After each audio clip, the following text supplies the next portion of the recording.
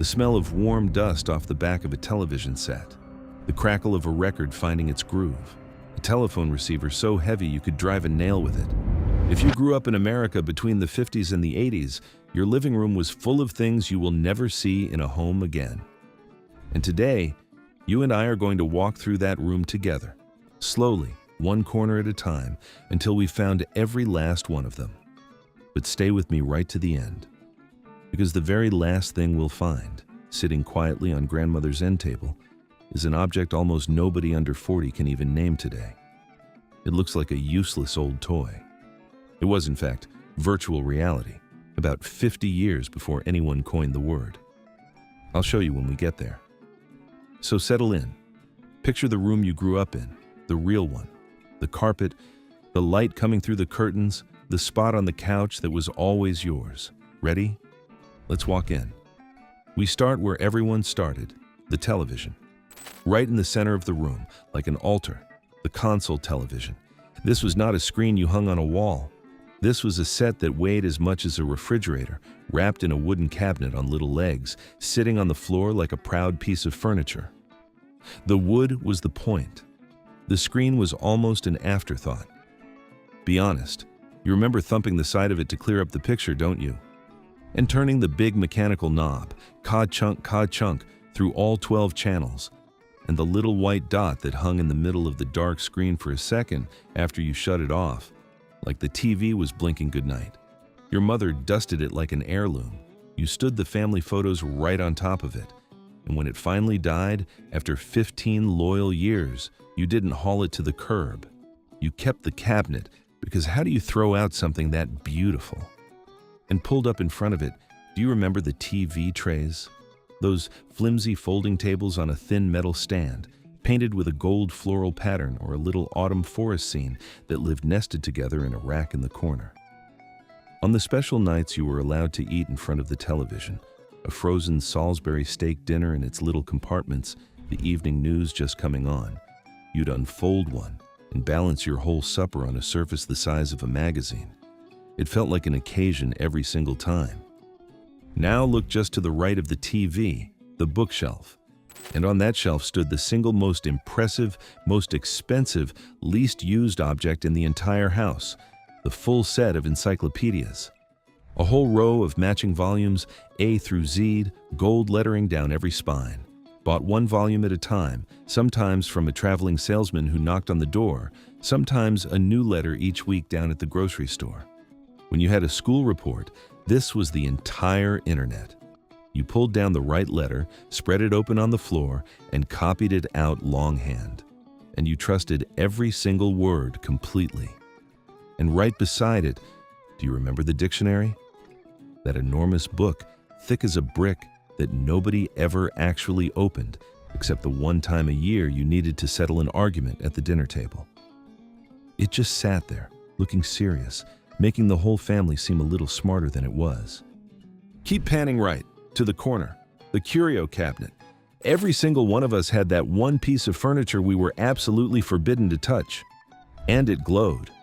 A tall glass case, lit softly from within, holding everything in the house too precious for human hands. The good china that came out twice a year. The souvenirs from a trip to Niagara Falls.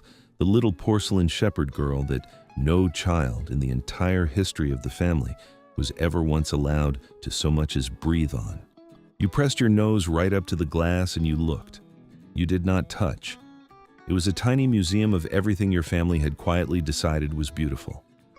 When did we stop keeping our most beautiful things behind glass? Honestly, somewhere along the way, we just stopped. Hold that thought. Turn back toward the couch and notice what's wrapped around it. Let's all just admit together how badly these stuck to the backs of our bare legs in July. The clear plastic slipcovers. Because in so many homes, the single nicest piece of furniture in the house was wrapped permanently in crinkling, see-through plastic. So the upholstery underneath would stay absolutely flawless for the important guests. Guests who, somehow, never quite seemed to actually come. It crackled when you sat. It was freezing in winter and sweaty in summer, and the couch underneath looked brand new in 1995 because no living human being had ever truly sat on it. And thrown over the back of that same couch, the Crocheted Afghan. Burnt orange, harvest gold, that one specific brown. Somebody's grandmother made it by hand, one loop at a time. Officially, it was for show. Unofficially, on a cold night, you wrapped yourself in it right up to your chin, and nobody ever really stopped you. On the coffee table in front of you, something that tells you exactly how much the world has changed. The big glass ashtray. And it sat right out in the open, dead center, where everyone could reach it. Heavy cut glass, amber or smoky green, often as big as a dinner plate. And here's the strange part. Plenty of homes that kept one didn't even have a smoker in the family. You put it out anyway, because a guest might want it, and that was simply part of being a good host. As normal as a bowl of mints. By the 90s, they quietly migrated out to the garage, and then, one by one, they were gone for good. Try to even picture one on a coffee table today. And right there beside it on the table sat the TV guide. Raise your hand if you circled the shows you wanted with a pen. That small, thick little magazine told you what was on, channel by channel, hour by hour, all week long. You read it like a treasure map and planned your whole evening, sometimes your whole week, around it. The idea that you could simply glance up later and decide in the moment what to watch, that idea did not exist yet. The week's television arrived in a paper booklet, and you treated it like a schedule, because that is exactly what it was. Now, follow the long cord across the floor to the telephone. Remember dialing a 9 and just waiting for that little wheel to crawl all the way back before you could dial the next number? The rotary telephone, and it came in a color. Avocado green, harvest gold, that coppery orange that matched the stove. It wasn't a private thing you carried in your pocket. It hung on the kitchen wall with a cord long enough to stretch clear into the next room if you really pulled and stood on your toes, because that was the only way to get one single private conversation in a house full of people. And that sound, the slow whir of the dial spinning itself back after every number. You can hear it right now, can't you? You knew your best friend's number by the rhythm of your finger, not the digits. And keep that long cord in mind, because in a few minutes, it's going to explain one of the strangest little rituals of family life. Look toward the window and the plants hanging in it. If you grew up in the 70s, you already know exactly the knotted rope I mean, the Macramé plant hanger, cream-colored cord, tied into an elaborate web at somebody's community center craft class, holding a planter up high by the window. And in that planter, almost always, the same plant, the spider plant, trailing down toward the floor, absolutely refusing to die no matter how badly it was treated. It sent out little baby shoots on long stems, and your mother would snip them off, root them in a jelly jar on the windowsill, and then hand them over the back fence to the neighbor. Your plant was probably a direct descendant of the plant 3 doors down. We grew our houseplants from each other, quietly, kitchen to kitchen. We don't really do that anymore. And on the sill right below it, glowing, the lava lamp. Come on, admit it. You sat and stared at one of these until a parent told you to go do your homework. That slow, hypnotic blob of colored wax rising and falling in its warm column of light. You switched it on, and then you simply watched, because watching it was the entire point. It took a full 20 minutes to warm up, and it never once made the same shape twice. Years later, it came back as a kind of joke. But back then, in the den, it wasn't ironic at all. It was just quietly, genuinely beautiful. Against the far wall, the piece of furniture that was secretly the soul of the room, the hi-fi console. Because back then, you didn't set your stereo on a shelf. Your stereo was a piece of furniture, long and low, that you could set a lamp and a family photo on top of. A wooden cabinet, 4 or 5 feet long, with a lift-up lid hiding a turntable, a radio dial that glowed amber in the dark, and speakers built right into the sides under that scratchy beige fabric. On a Saturday night, you put a record on, lowered the lid like closing a treasure chest, and the whole cabinet seemed to fill the room with sound. And inside, or in a wooden crate beside it, lived the records. You flipped through them with your fingertips, that sound of cardboard sliding on cardboard. You didn't just hear an album. You held it. You read the back of the sleeve 100 times while it played. Music took up space in the room and time in your whole evening. When the stereo shrank down into little separate black boxes, this beautiful piece of furniture simply disappeared. Lift your eyes to the walls, because the walls were doing a lot of work. First, the painting on black velvet. Be truthful, your family or your aunt's family owned exactly one. A mountain at sunset, a crashing ocean wave, a sad-eyed clown. Or the king himself, Elvis, glowing softly against that deep, bottomless black background. Was it tasteful? Nobody in the house ever once stopped to ask. It cost about $4 from a fellow selling them off the back of a truck on the side of the highway, and it hung with total pride above millions of American sofas. And above the couch, the Sunburst Clock. A great starburst of golden metal spokes spanning 3 feet of wall, each spoke tipped with a little ball. It was the entire decade of the 70s squeezed into one object. It almost never kept good time. But that was never the point. The point was that your living room wall had a small golden sun on it, and somehow that was enough. And scattered around them both, the family portraits, the sepia ones. Not casual snapshots, but formal portraits tinted in soft browns and golds, in heavy oval frames with curved glass that bowed out toward you. Grandparents, great-grandparents. A wedding from a decade no one in the room had even been alive for.